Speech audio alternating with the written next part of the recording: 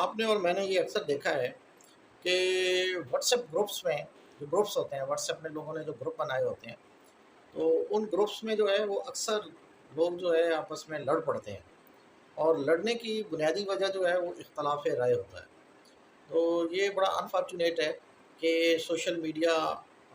کی گرومنگ کی وجہ سے، سوشل میڈیا کے آنے کی وجہ سے جہاں لوگ آپس میں جڑے ہیں، وہیں پہ کئی پرانے سے پرانے رشتے بھی جو ہے وہ خراب ہو گئے۔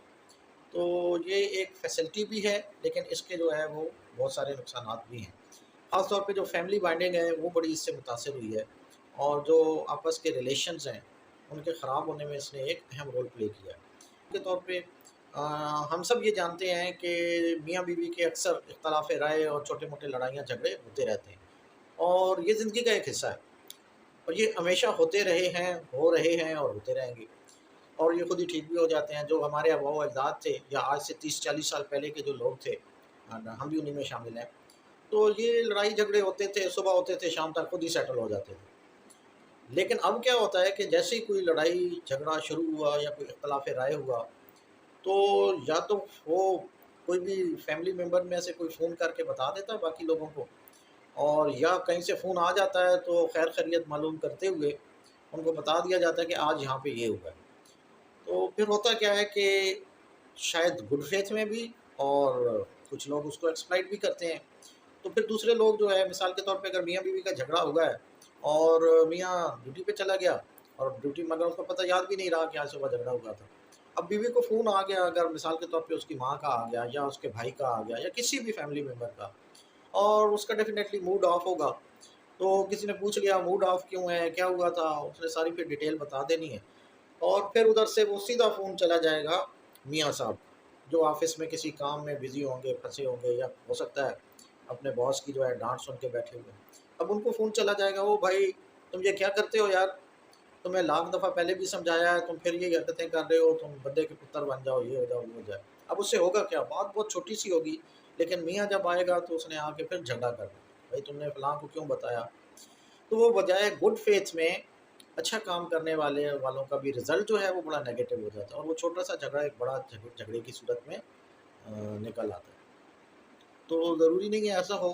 لیکن زیادہ تر جگہوں پہ اسی طریقے سے ہوتا ہے، جس سے ریلیشنز جو ہے وہ زیادہ خراب ہو جاتے ہیں۔ میں بیسکلی بات کر رہا تھا واٹس ایپ گروپس میں لڑائی اور جھگڑوں کی یا اختلاف رائے کی۔ تو واٹس ایپ گروپ میں چونکہ بے شمار قسم کے لوگ جو ہے وہ موجود ہوتے ہیں۔ ایک تو واٹس ایپ گروپ وہ ہے جس میں صرف ہم خیال دوست ہوتے ہیں،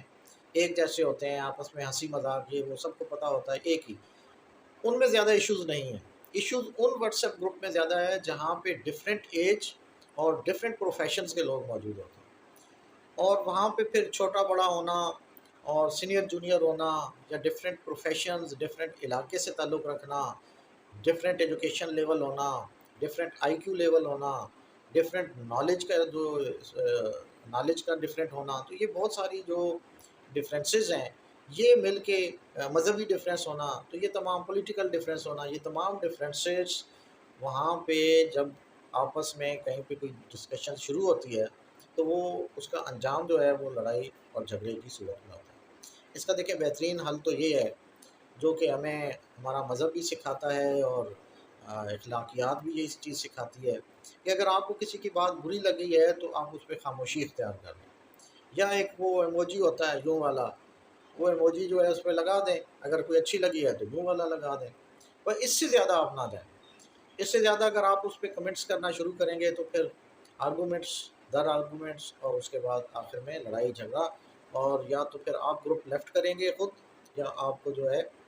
اس گروپ سے نکال دیا جائے گا۔ تو ہمیں واٹس ایپ گروپس کو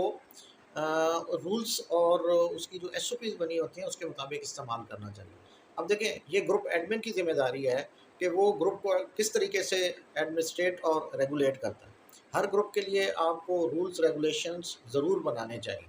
جو کہ آپ گروپ ڈسکرپشن میں جو ہے وہ مینشن کریں، اور تمام ممبرس کو پرسنلی بھی آگاہ کریں کہ جی اس گروپ کے یہ والے رولز ہیں، یہ آپ پڑھیں اور اس پہ آپ نے عمل کرنا ہے۔ ادروائز جو ہے وہ لوگ جو ہے اس گروپ میں شامل ہوتے جاتے ہیں، آپ شروع میں اگر بتا بھی دیتے ہیں تو نئے آنے والوں کو پتہ نہیں ہوتا، وہ اپنی ڈگر پہ چلتے ہیں، اور پھر آخر میں لڑائی جھگڑا اور مسئلہ شروع ہوتا ہے۔ تو گروپ ممبرس کو چاہیے کہ وہ کسی بھی گروپ کو اگر جوائن کرتے ہیں یا ان کو کہیں پہ ایڈ کیا جاتا ہے تو وہ سب سے پہلے اس گروپ کی انفو میں جا کے اس کی ڈسکرپشن پڑھیں، پھر یہ دیکھیں کہ اس گروپ میں کون سے لوگ اور کس قسم کے لوگ موجود ہیں،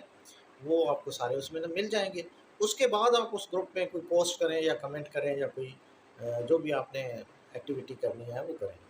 تو لیکن نارملی ایسا ہوتا نہیں ہے، بندہ ایڈ ہونے کے ساتھ ہی شروع ہو جاتا ہے اور اس کی دیکھا دیکھی پھر پرانے ممبر بھی شروع ہو جاتے ہیں اور رولز وہیں کے دھرے رہ جاتے ہیں۔ تو یہ ہر گروپ ایڈمن کی ذمہ داری ہے کہ وہ اس بات کو انشور کرے کہ نئے آنے والوں کو بھی